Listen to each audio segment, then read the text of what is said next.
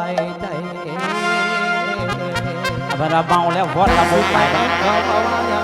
เห็นงานที่คาดนี่กินไทยลิ้นแอวอย่างเดียว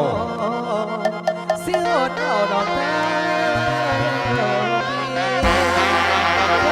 อยากได้เมียหลายๆมาอยู่น้ำนิ่งกินไทยถ้าเขาดีมีแต่ผู้งามก็คงขับดอกบ่ฟังโอ้ยเด้น้องโอ้ยน้อ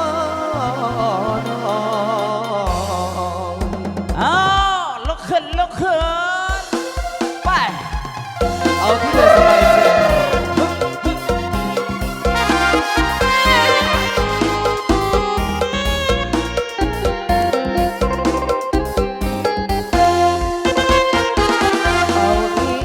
สบายใจ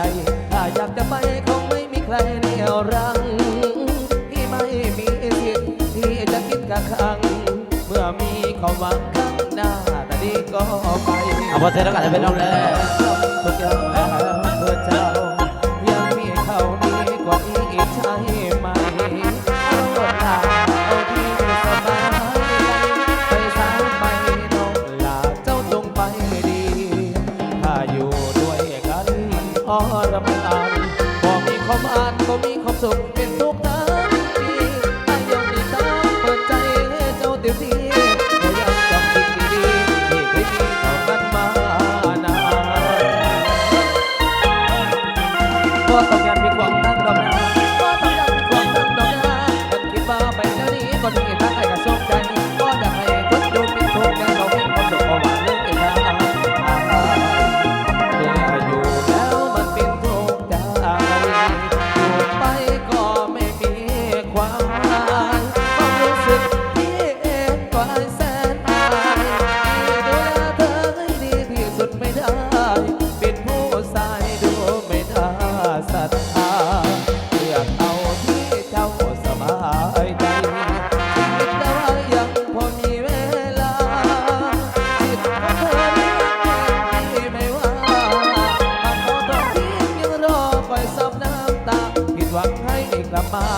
ไปถ้าดูแลใจ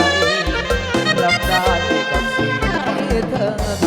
ำความเจ็บช้ำมีบ้างไม่เป็นไรถึงเธอจะโยกเคียงคู่กับใคร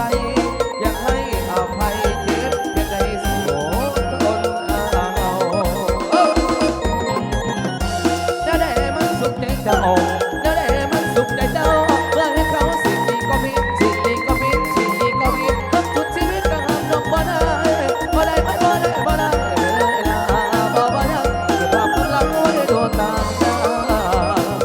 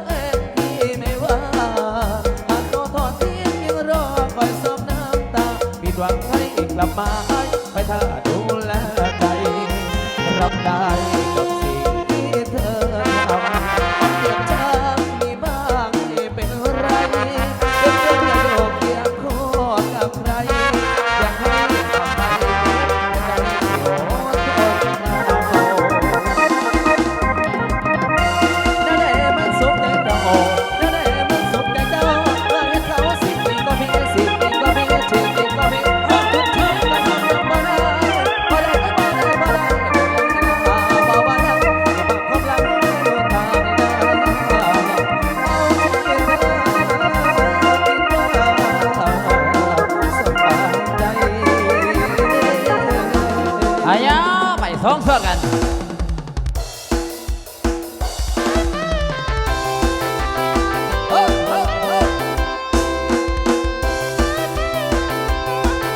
เอลเอล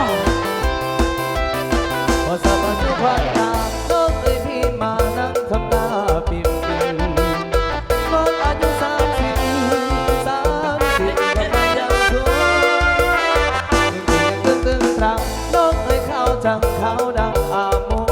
ยยังไงเสียด้วยป้าป่วยยังมองตาแป๋ว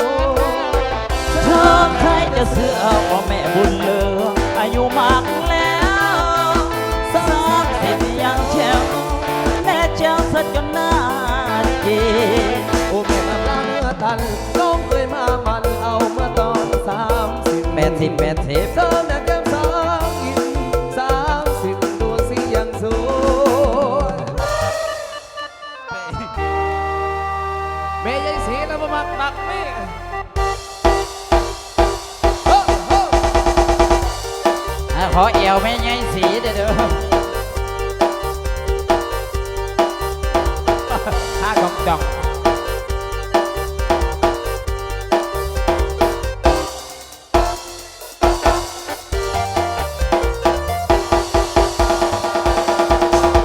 เอาฮันนี่มาฟังทางนี้เอาฮันนี่มาฟังทางนี้มาฟังเรื่องของแม่ยายสี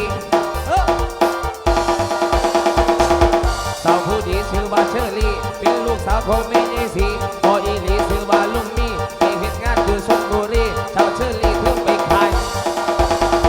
มีเอาเด็กส่งตำไก่ย่างกะมีชาวเชอรี่ขายอยู่หลายปีได้ไปพ่อกับบ่าวฟิลลี่เป็นฝรั่งสูงยาวเกาดีส่วนมันเกิดอยู่เมืองซิดนีย์ได้ไปพ่อกับชาวเชอรี่บ่าวฟิลลี่ก็เลยส่งไปติดพักดีดีนางดีดีนางดีดีนางดีดีดีนางดี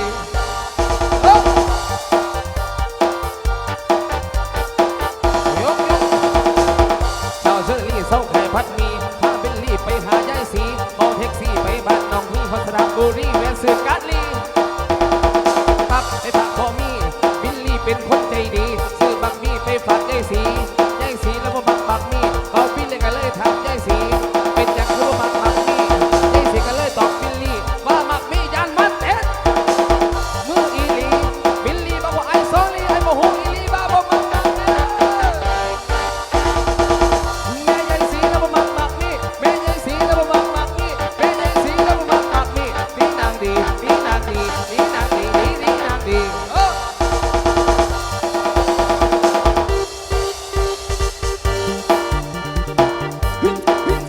เอาต่อเดี๋ยวเอากันแน่ตอนนี้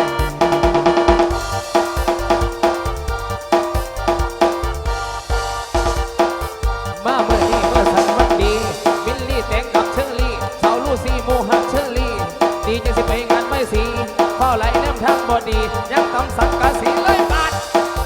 คาลูซี่ได้งานมีอาหารดีๆเงินจะรีเมื่อทั้งคาฟี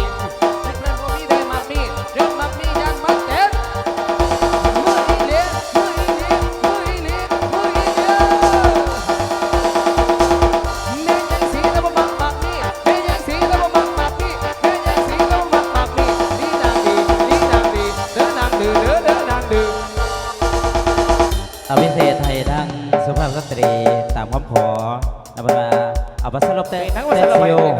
อาสาเจ้าของให้ได้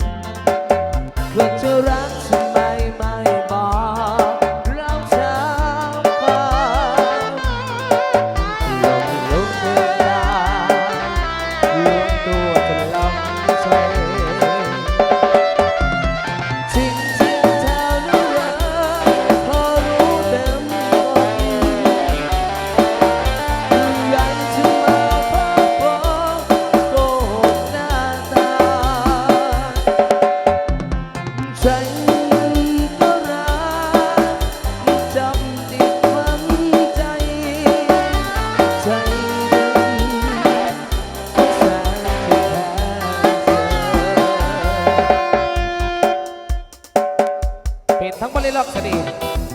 ถ้าไอ้ายของใหญ่ถ้าไอ้ายของใหญ่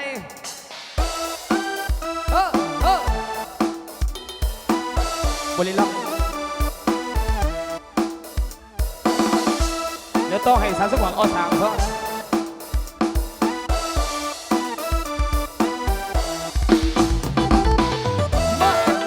อาจจะว่าเต้นซิวเด้อนี่เด้อเพิ่นเปลี่ยนเพลงเถอะว่าเมื่ออื่นมาที่8เนี่ยไปลาดพร้าวเลยย่อย่อ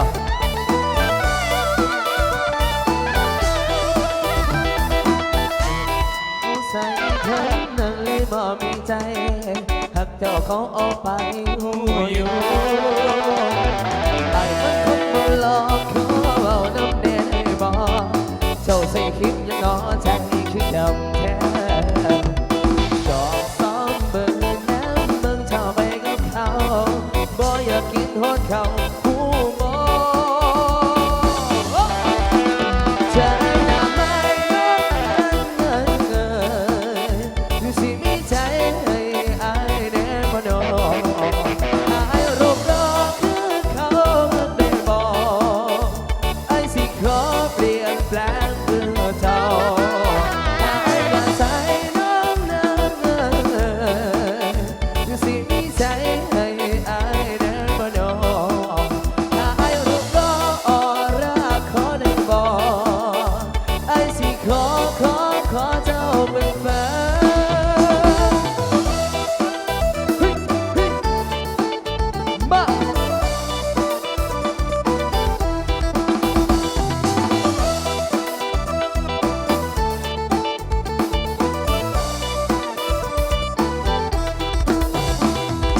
ไอ้มันคนบ่หลอกเขาเบาน้ำแน่บ่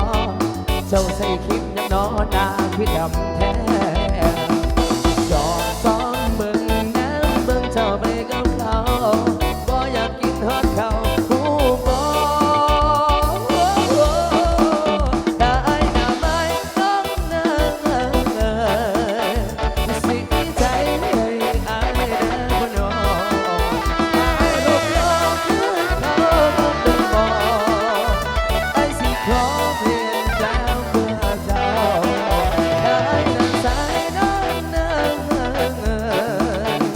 สิมีใจให้อายแน่บ่น้องถ้าไอ้รองเท้าออร่าขอได้บอกไอ้สิขอเจ้าเป็นแฟน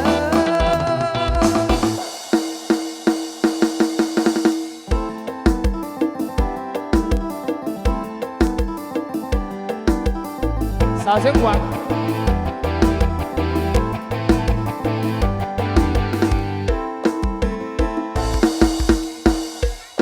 ปากคอใหญ่ปากคอใหญ่กับปากคอใหญ่เออ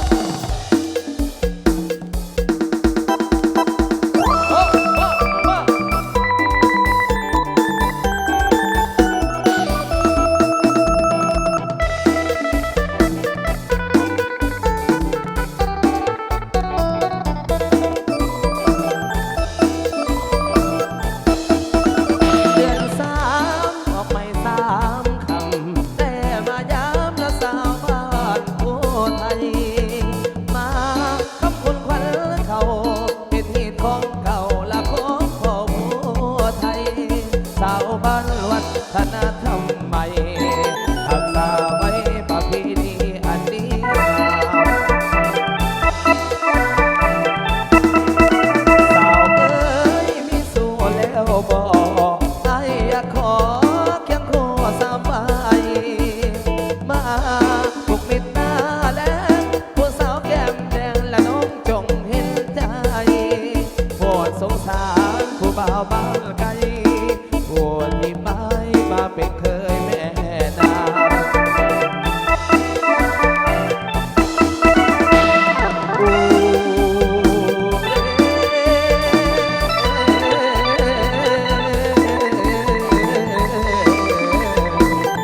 โอ้เด็กสาวผู้ไทยเอ้ยโอ้เด็กสาวผู้ไทยเอ้ย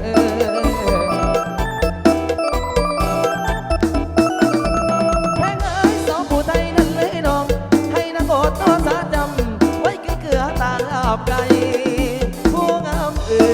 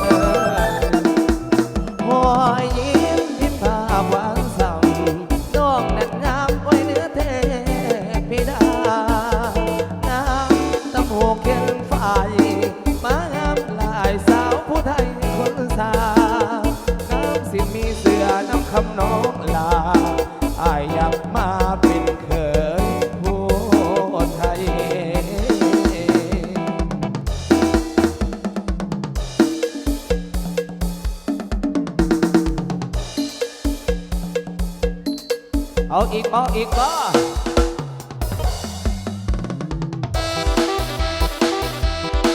เอากันดวงตะวันสังแสงเด็กได้ได้เศร้าไอ้รถกินหัวเจ้าสู้เศร้าสู้แรงที่จะมาเป็นจังไรที่อยากกินแต่หน่อไม้เอามาต้มมาโมกมาสุกมากินที่อยากที่สวนเข้าไปลงเชิงลงยาเดินแล้วไปลัดน้าคำแพงอย่าลืมเนื้อตาเสียไม่เป็นไรเป็นเหตุการณ์นอนแหงมันอาจสิเกิดดูเลย